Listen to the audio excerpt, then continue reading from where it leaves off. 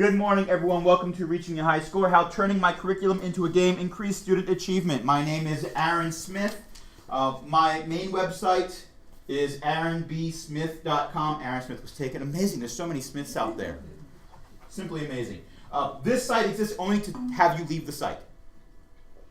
Because you go there and it gives you links to all these different social network sites that I use, which are all blocked in this building. But also my Google Plus account is not blocked. That's in there. You go there and the most recent posts just happen to be links to this presentation and the one I'm doing this afternoon. So you can follow along at home. You now have everything I'm going to be talking about, and you can go and get a bagel or something. You don't have to listen to the rest of it. Also, if you are on Twitter, my Twitter handle is the Art Guide, so you can follow me if you want to. I won't. What's that? I'm telling everybody to follow you. Okay, so as a way of introduction, I teach at a Creative and Performing Arts Academy, Benjamin D. Falloy Creative and Performing Arts Academy, in fact. It's a wonderful building. I used to be a visual arts teacher, and for years I was art on a cart in a car. I gave up a department chair position to put all my art supplies in a vehicle, drive to a school, go into their classrooms, teach them a 75-minute art lesson where how your math lesson relates to visual arts and vice versa, or social studies or science, or you pick a subject, I'll give you an art lesson that teaches your curriculum for you, and then I packed up all my supplies and went to the next building. That is so much better than being a department chair. Gave that up to teach art in a computer lab. Did my paintbrushes for computers, and I do look back, I have to admit it, but it's I'll go into my school's visual arts rooms and I'll just go, I smell moldy tempera. Yes. Oh, I'm remembering all the sinus infections. Oh, what wonderful. It's sort of like how my parents got amnesia about the first few years of my life and decided to have another kid. I'm getting amnesia about all the bad things about visual arts. I have no idea why. All right, I'm also an incredible nerd. Some people post pictures of themselves next to their new car. I post pictures of myself holding a new camera that I took with another camera. Some people like to wear like a nice cardigan or something. I like wearing t-shirts that make fun of haiku. For the viewing audience at home that cannot see me right now, I have a haiku shirt that says, haikus are, I'm reading upside down. Haikus are easy, but sometimes they don't make sense, refrigerator. That is a haiku if you count the syllables. All right, so I'm going to come back to this. This is the reason why I'm talking so much about how I'm a nerd. I'm going to come back to this. All right, so this is my computer lab. This is where the magic happens, sort of.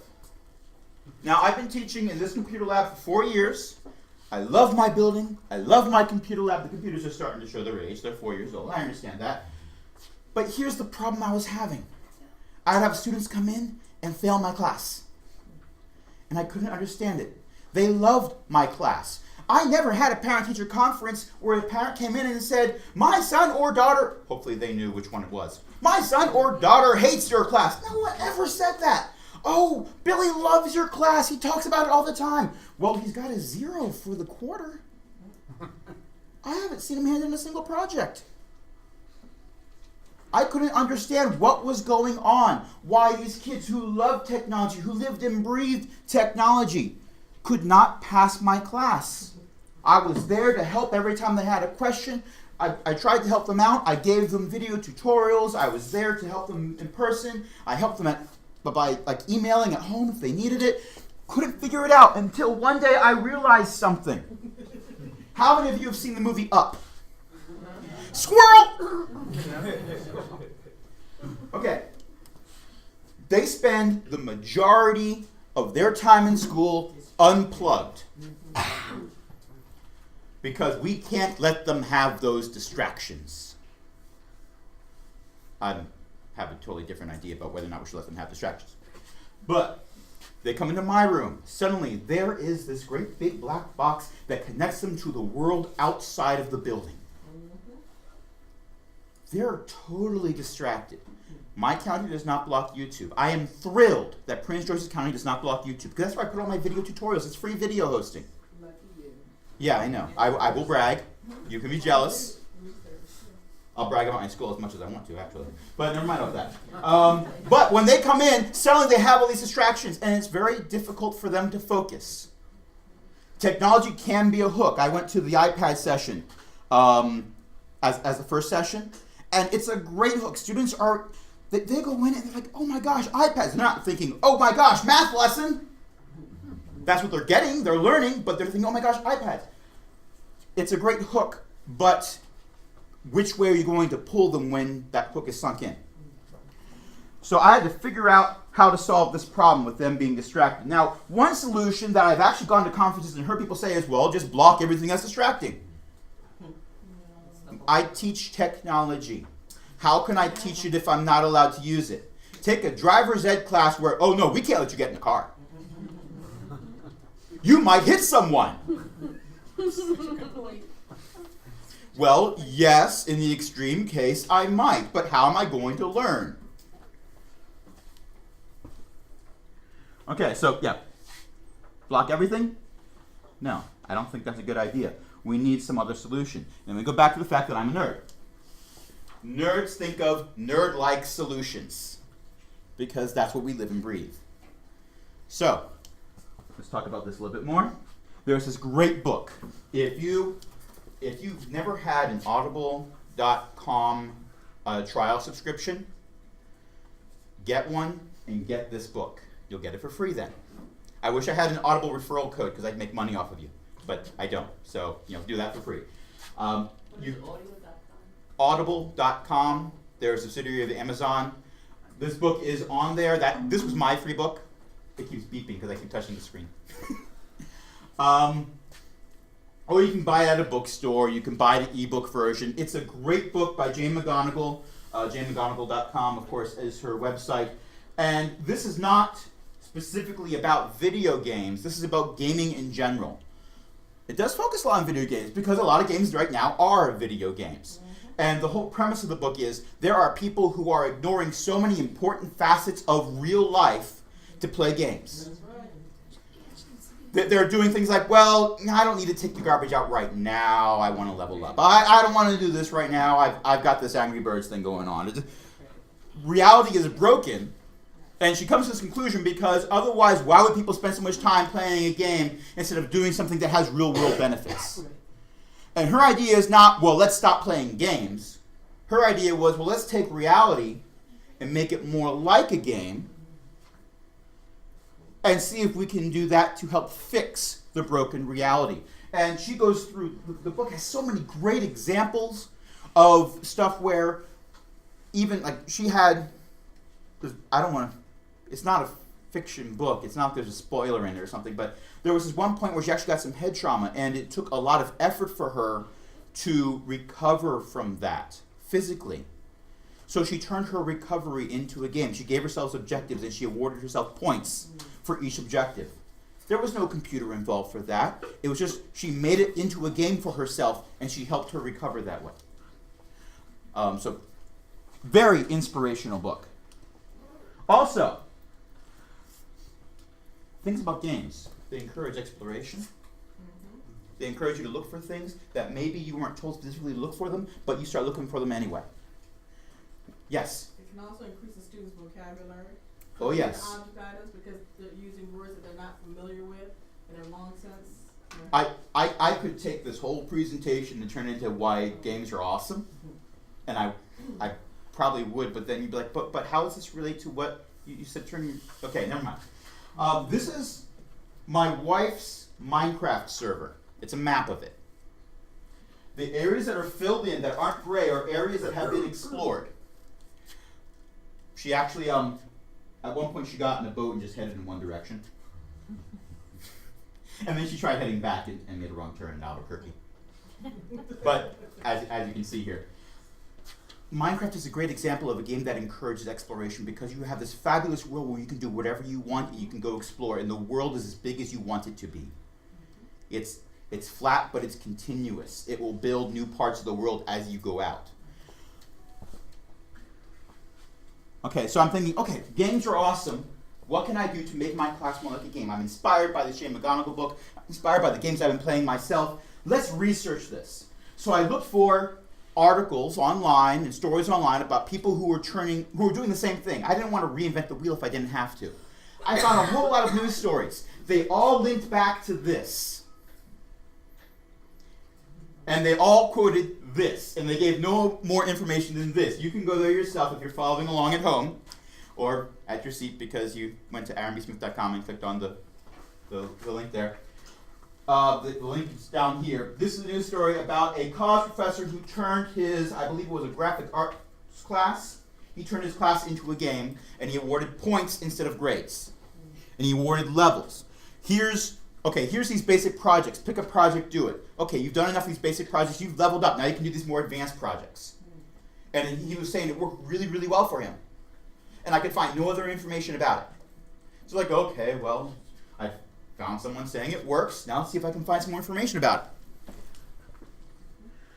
These people are awesome.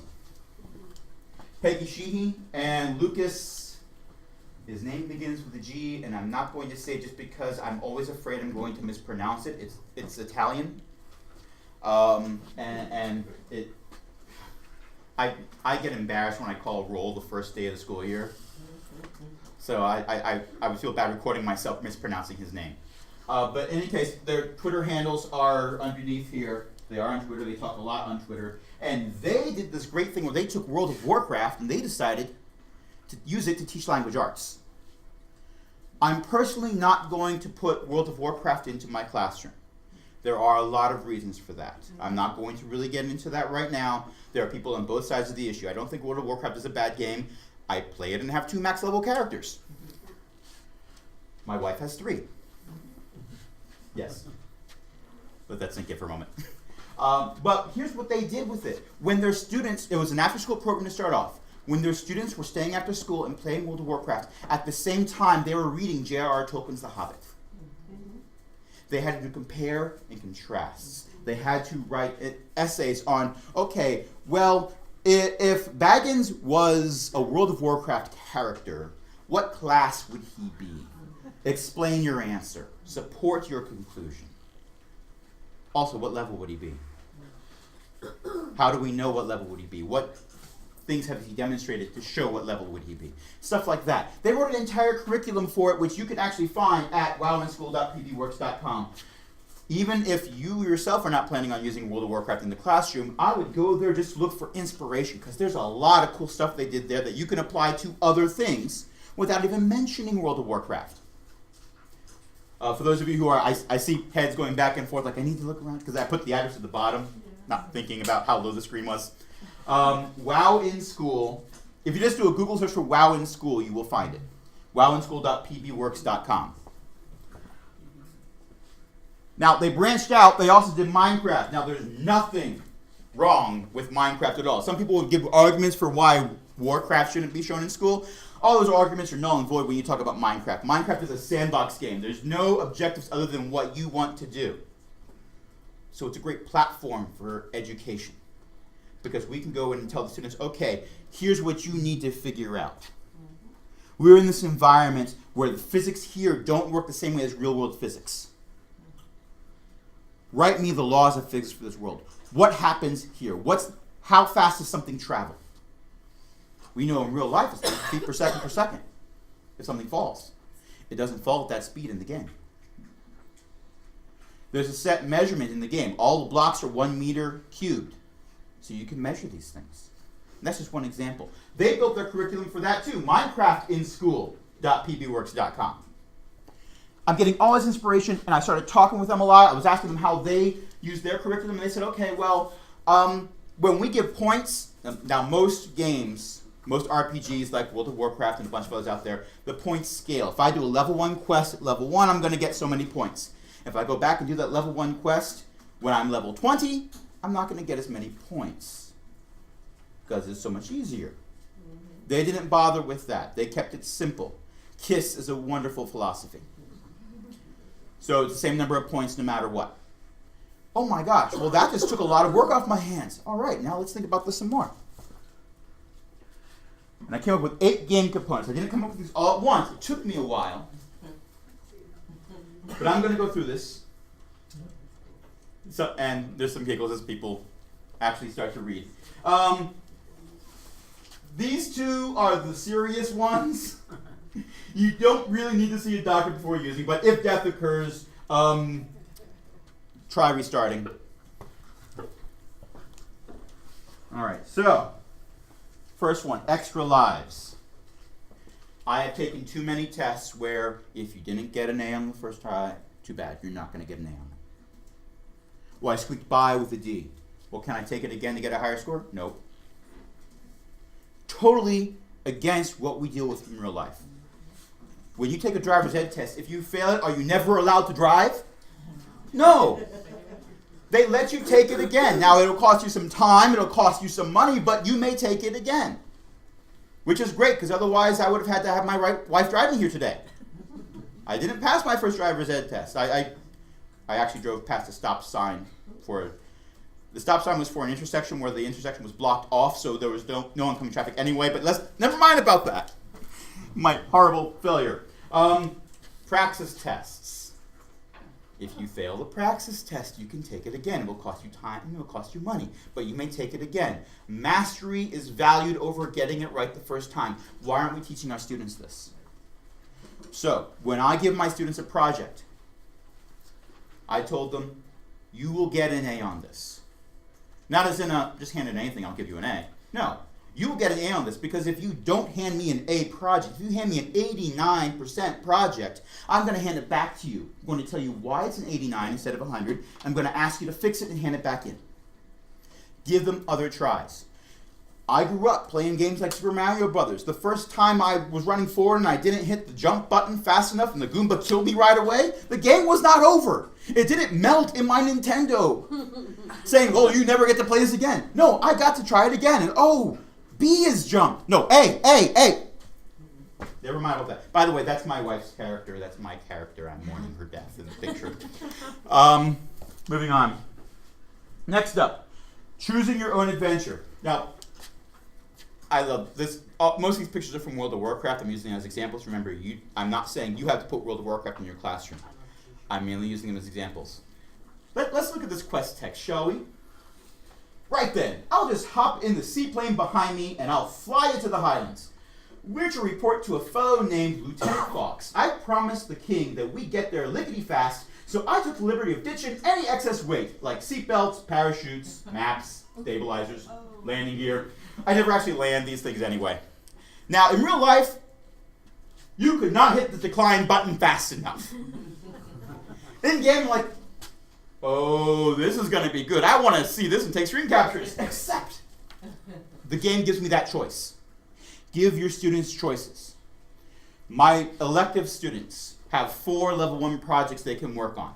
I don't care which one they do first. I don't care which one they do last. To get to level 2, they only need 3. That's just the way the points work out. So there's going to be a project where they look at it the way that you would look in real life if someone was offering you this option. Mr. Smith, what? This is the worst project I've ever seen in my... You actually expect me to do this? No, don't do it. Skip it. I can... Yeah, go ahead. Do something else. Now, I have completionist students who want to do all the level 1 projects before they go to level 2. I let them. But if they want to skip something, they can. I give my students more projects than they need to pass my course with an A. I think that's very essential. The more choices you give your students, the more empowered they will be, the more interested they will be in getting your work done. Now, the objectives that I have for my students, my curriculum, I try to address those objectives in multiple lessons because they might be skipping a lesson that covers certain objectives, but they'll get it when they cover a different lesson. So I'm still covering everything. But the logistics of, okay, well, which project exactly is going to be teaching this, that's left up to them. Levels, I've talked about that already. I vary how levels work depending on my classes. My elective class is a 9-week class.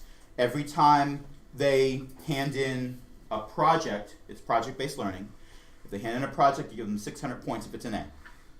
If they don't hand in an A, they hand it in again until it's an A.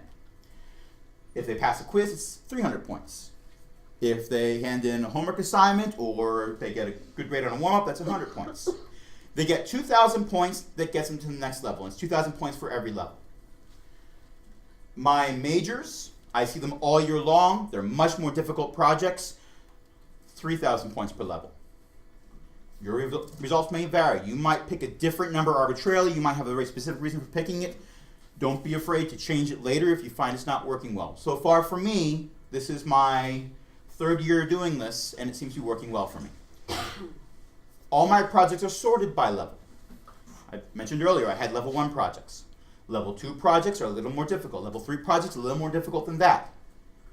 I've had students come up to me and say, Mr. Smith, I want to do this project. I need to get to level 3. Or I want to get to level 4 so I can do this. They end up picking projects that maybe they weren't their favorite projects because they needed to get those points to do something that was really interesting to you that was perhaps a little more challenging.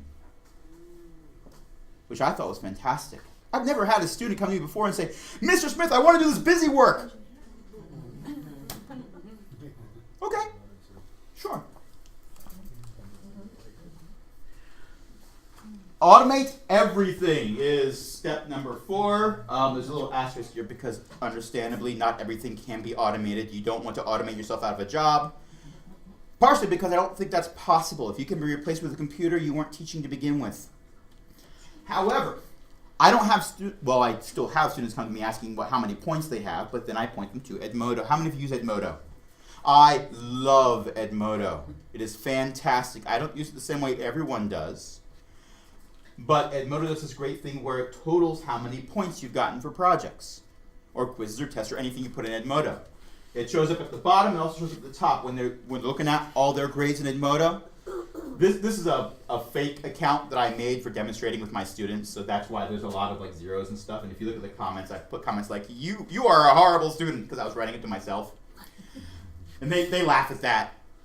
I would of course never write that to an actual student. And they can go there and they can see how many points they have. And by looking at how many points they have, they know what level they are. They know what projects they can work on. They don't have to come to me for help. If they have to come to me for help, they do, and I can give help. But the ones who are able to be self-directed learners don't need to come to me for information. That frees up more time for me to help the students who actually need that help, whether or not the information is there or not. Also, parent codes on Edmodo are fantastic. That's another story entirely. Pacing yourself. Don't expect everything to get done all at once. If you decide that you're going to implement this in your classroom, don't expect that overnight you're going to work on it. And it'll be just done. It took me a good marking period, if not a little bit longer, to work out the first draft for this. And I instituted it with just one class to see how it would work. They were my guinea pigs. It worked well, and I moved on from there. This, by the way, is also my wife's Minecraft server. These are statues where, remember, each block is about 1 meter high. And I decided to build models of all the various avatars of players that were on my wife's server because it was something to do. This did not happen overnight. This happened over the summer when I had the time, and it still didn't happen overnight. Okay, dailies and weeklies. In World of Warcraft and several other massively multiplayer online role-playing games, they have what's referred to as a daily quest, where you come in and every day, here they're even making fun of themselves. Well, it seems like we never run out of things to do around here. New orders arrive every day at 3 a.m. 3 a.m. is when the servers restart. And, oh, look, we've got a new quest for you. Every day. I tell my students that every week, well, my non students, every week they got to hand in a project. Which project they hand in is up to them and what level they are. But they have to hand in something every day, every week rather. I even put up a calendar. If they go to my website, they see the calendar. And okay, so this is the 6th. Project 9 is due. My 9th project is due this week. All right. My majors projects are due every other week, but they're doing a lot of things like editing video. And if you've ever edited a large video, you know the whole routine of, okay, export it. Estimated time to completion. 30 minutes. 45 minutes. 5 hours. 3 days. Yeah, next summer, exactly. Thank you for that. So I give them 2 weeks to hand in a project. because they're more advanced projects.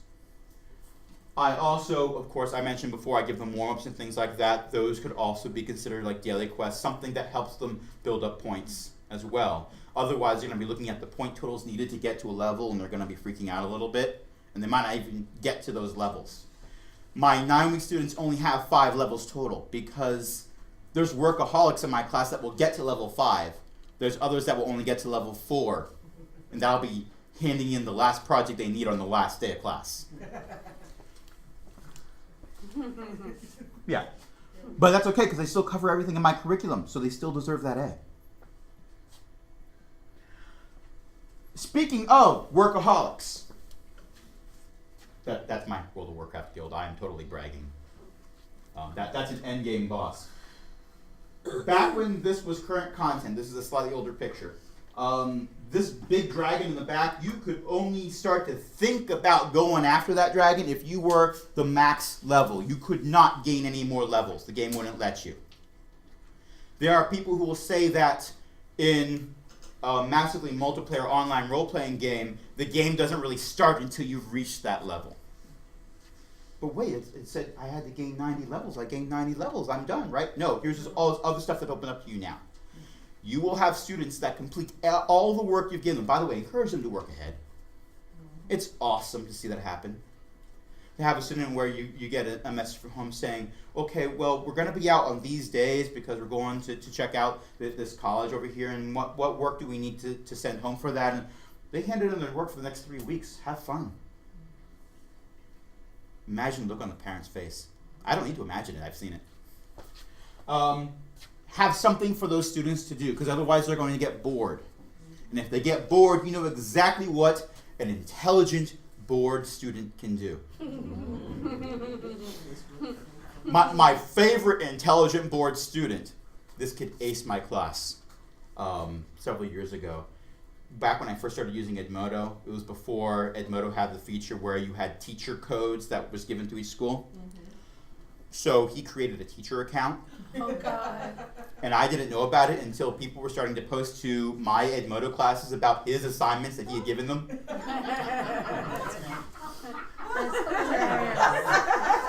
He was giving work, and they were doing it. I know, it was fantastic. Now, I can imagine students where if they got their hands on a teacher account, they would cause all kinds of havoc. That kid needs to be a teacher. He's in high school right now. He's awesome. Yes? How many people actually did his work, though? All of them? I'm not sure because I wasn't in his class. He didn't give me a class code. Fueler. Yeah, I know. He needed something else to entertain himself. So that's what he did. Give your students something else. It could be as simple as, okay, well, you need this many projects to get an A for the quarter, but here's a few more projects that you can hand in. It could be, all right, so we need a textbook for this class. I don't have a textbook for this class. Every time I've been offered one, I've turned it down because you can't print an up-to-date technology textbook. By the time it's gone through the vetting process and been printed and been selected and been shipped to me, it is 3 years out of date talking about websites that have been offline for 2 years. Anyone who doubts that needs to check and see if their science book says that Pluto is a planet or not. I've been in when I was a traveling art teacher, and this infuriates me still. I was at a school that was named after an astronomer. And the 3rd grade science teacher insisted on teaching his students that Pluto was a planet because that's what their textbook said. They had gone to NASA Goddard Space Center as a field trip the month before. Wikipedia was more accurate than their book. I think Wikipedia is actually an incredible resource, but that's a whole other rant entirely. All right. You need a strategy guide, especially for the students who are self-directed learners who are willing to work ahead. But even more especially for the students who need extra help. If it's online, now if it can't be online, then have a bulletin board. Like take one wall, like that wall back there in this room would be perfect. And you just take all the various lessons they can do, you sort them by level, and you put them up in folders or whatever, packets that they can take back to their seat and work on and put back where they were before. So that they don't need to come to you and say, what do I do next? They can go and do it. Since I happen to teach in the computer lab, it is entirely online. Yes? Are these all individual projects or any of them group? Well, this is my 9-week class. All these projects are individual projects. My majors, their culminating activity for the year is to make a 10-minute movie where they script it, they storyboard it, they cast it, they film it, and they edit it. You can't do that by yourself. Unless you're doing a one-man show. But no one's ever done that. They always bring their friends in to help. The grade in that case I give to the director, the one who wrote the script and everything. And they are okay with that because everyone else in their class is also doing a project and they're helping each other. So you can do group work this way. It's just that for my 9-week students, I do not tend to. But as you can see, they're all sorted by level. You can click on it and see, all right, so, actually you can't see it right here. This is the wrong screen cap. But they would click on each of these and they would see at the very top, they would see the name of it, what level you need to be to do it, how many points you get from it. The rubric, I keep my rubric simple. I never ask for more than 5 things because I have ADD. And if I'm trying to read the 6th thing, I lose myself. Okay? So I make lessons that I can understand. Keep it simple again. The objectives, copy paste it right out of my curriculum standards. Step-by-step directions. I'll often make a video tutorial, embed that right in. Google Sites works great for this. PG, how many of you are from PG County? Anyone besides me? Okay. Anyone here have a Google account? You have a web server. You can build your own websites and nobody blocks Google. Please tell me nobody blocks Google. They were, but I think they're unblocking it. Okay, well, this is hosted on Google right now, so I can tell you right now, Anne Arundel County does not block Google. So hopefully.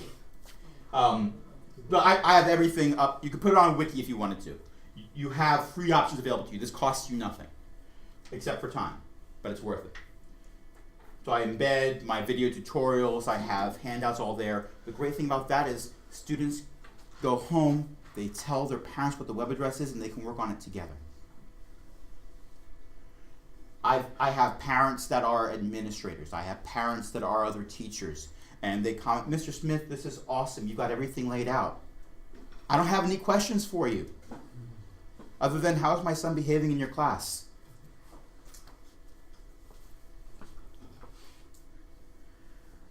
Oh. I just talked about that. And the 8th factor, and it looks like I'm getting close to my time. Regular patches. You're not going to get things right the first time around. The way this works, you shouldn't expect your students to get it right the first time around. So why would you expect yourself to get it right the first time around? You're going to need to make changes. You're going to need to say, okay, well, it would work better if I added a few things. Oh, it would work better if well, this doesn't work very well. I need to change this. I have to do this all the time since I'm a technology teacher. There's this great lesson I did where there's a website called 3D Tin where you can build 3D models, and it's web-based. So you don't need to install anything. It just works in your web browser. They only support certain graphics drivers. They discontinued support for previous versions. Remember, my computers are 4 years old. So the first week of school, my students go in and they start to try to use the program, and Mr. Smith, it's not working. I need to change my lesson because it doesn't work. They can do it at home, but they can't do it in my classroom, and that's a problem. Because I can't expect all my students to have internet access at home. I'm thrilled for the ones who do, but I cannot insist on that for a lot of reasons. So basically, if you see something that's not working, don't be afraid to change it, because change is good. If you like what you've seen today and you want more information or you want more inspiration, there is a great guy named Matthew Winter who, how many of you went to Common Core 2012 last year? He was the teacher of the year. He actually sat in my session, which I think was incredibly awesome, and I am bragging because there were 2 keynotes done at the same time as my session, and he came to mine. Yay! Well, he was inspired, and he and some other people founded the Level Up Book Club, which is All these are blocked in this building. But on your own time, this could be your homework assignment. Check out levelupbc.blogspot.com, or if you like Tumblr better, levelupbc.tumblr.com. There's no E in Tumblr. They lost it. Matter of fact, there's a Firefox add-on called Missing E. That works for Tumblr because they didn't put the E in. I guess they couldn't spell. Or maybe E's are more expensive when you're registering domains. I don't know. Or if you're on Twitter, hashtag levelupbc, and they talk, it's a book club. They find books similar to, well actually including Reality is Broken by Jane McGonigal, and they read them and they talk about them and how everything could relate to their classes. I'm unfortunately not a full participating member of this for my own time constraints. I had to pick and choose what I was doing in my free time, and this unfortunately left out, but I keep an eye on it because it's really, really cool, really interesting, and I think worthwhile participating in. Are there any questions? Oh, so many.